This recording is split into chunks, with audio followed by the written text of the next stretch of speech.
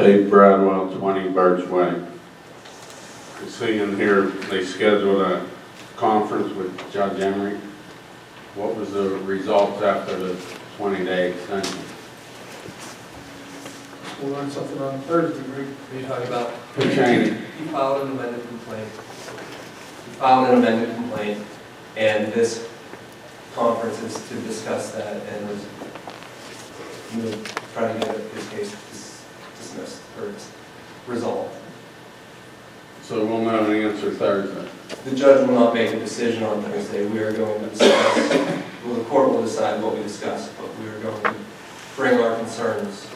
Well, who's going, the insurance company or? I will be there, insurance counsel will be there, and the zoning hearing board counsel will be there. And Mr. Puchaney will be there. Okay, and getting back to the use with the post office and our house and that. Did the supervisor tell them that that road's collapsing? No, that is not. What, it's not? I thought we discussed this for the ball fields 3 years ago with the flooding and everything. We had cameras down there, Dan, and that road is collapsing. Elm Street Bridge, I think. No, I believe it was right there through that building. Not to, but Am I right, Frank? part of it is, I'm not sure. Yes. not the property where the post office is, that's probably the best section. Right through, to the left of the post office, if you're looking at the post office, to the left of the post office where the store used to be, Yeah. they put cameras down there and that road is collapsing. Where all the school buses are gonna go. Did you tell the school board? Tommy, that's what I'm asking.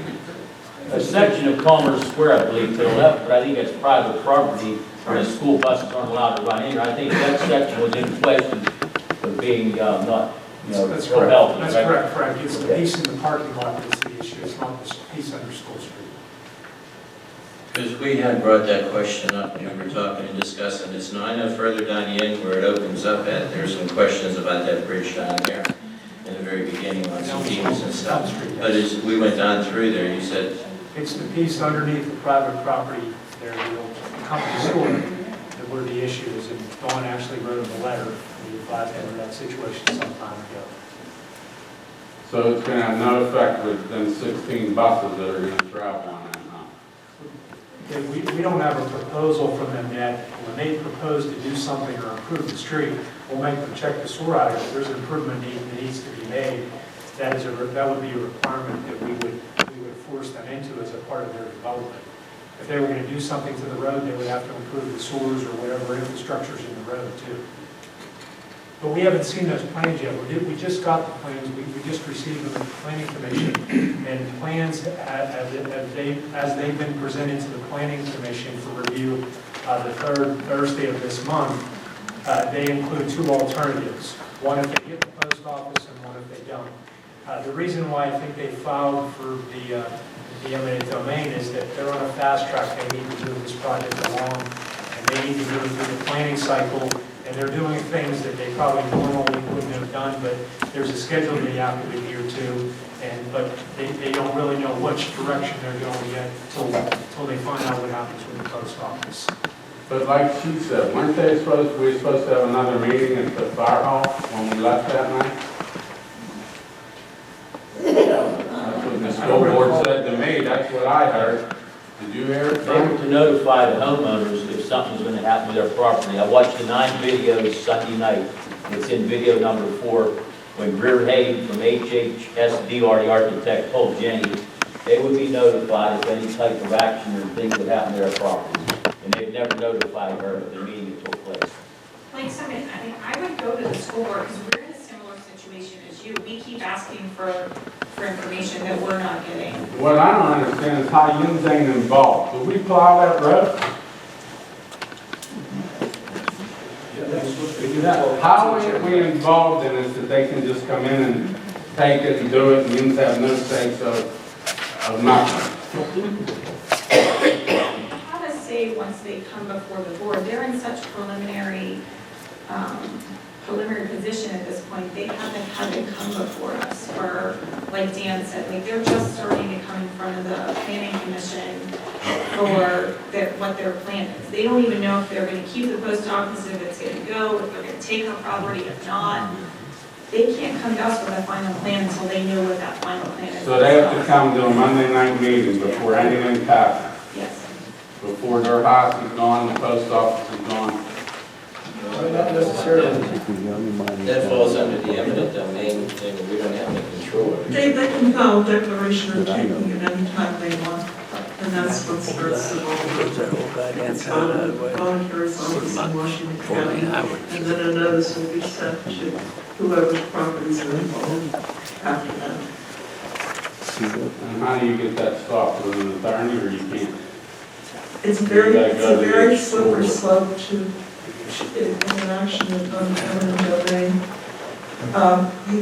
Exactly what Chris said, you have 30 days to contest it. And generally, it's a very difficult thing to do. You generally have to be able to show, correct me if I'm wrong,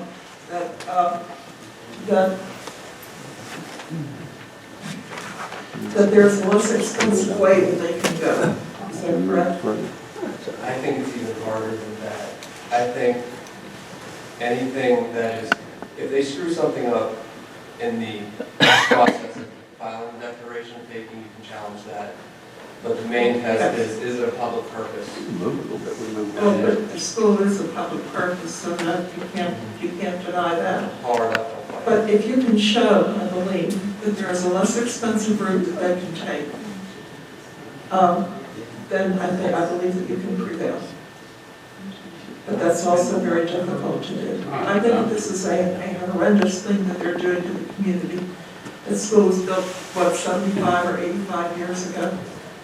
Does anyone here really know when it was built? And it was before... 35. The house is built in 1935. 30, right? 20s. 1930, I think. Well, The house the is. village was formed in 1922, the village of News, and that's when the property was acquired. It's a very difficult thing, what they're doing to the community. It's horrendous as far as I'm concerned. I think that everyone in the community should get together and go to the Well, how meetings. did we stop South Point 4 that they wanted to do eminent domain on? What was that thing? South Point 4, I believe, over there past the South Point parking lot. They had that up on the meeting. Cool Cool Valley. Valley. Cool Valley. Talking about, we haven't really stopped that at all. We have nothing to do with it. The Well, they developer came here to a ran, meeting and they were gonna eminent domain it, and then the it got developer stopped. ran out of money. He kind of stopped the project. They were gonna use blighted status on Yeah. that domain. The TIF, Right. tax certification financing was turned down. It was a different situation. And then the economy went south and the developers backing was Alright. gone. Anybody else in the general public?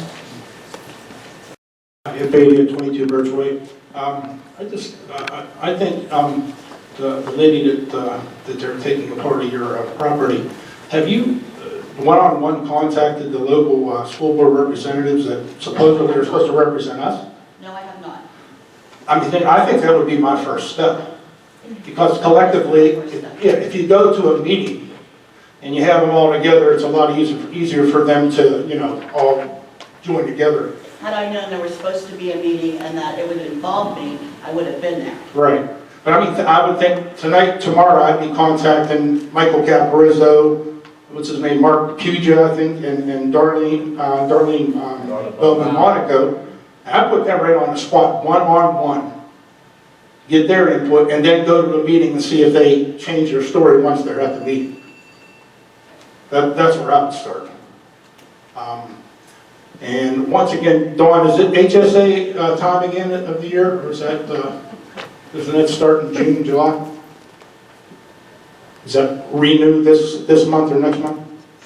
In general, I believe it's July 1st, yes. Yeah, are we doing something different this year, or are we going to continue on the same path? I have not been given any direction to change the HSA plan. Okay, so these folks here are the ones that direct you? Yes. Okay, well, then what are we doing, board members, this year? nobody's ever discussed it with me. Well, I'm bringing it up now. I mean, is there I know we're Are you? always looking for money. Are we gonna start, going through some things, or are we just gonna start, keep on going the way we've been going? Well, perhaps when we get to the regular part of our meeting, that we can make a motion to explore a change in the HSA if it's possible. Okay, so If that, the other board members are willing to do it, I'd make the motion. you will do that tonight? Yes. Great, thank you.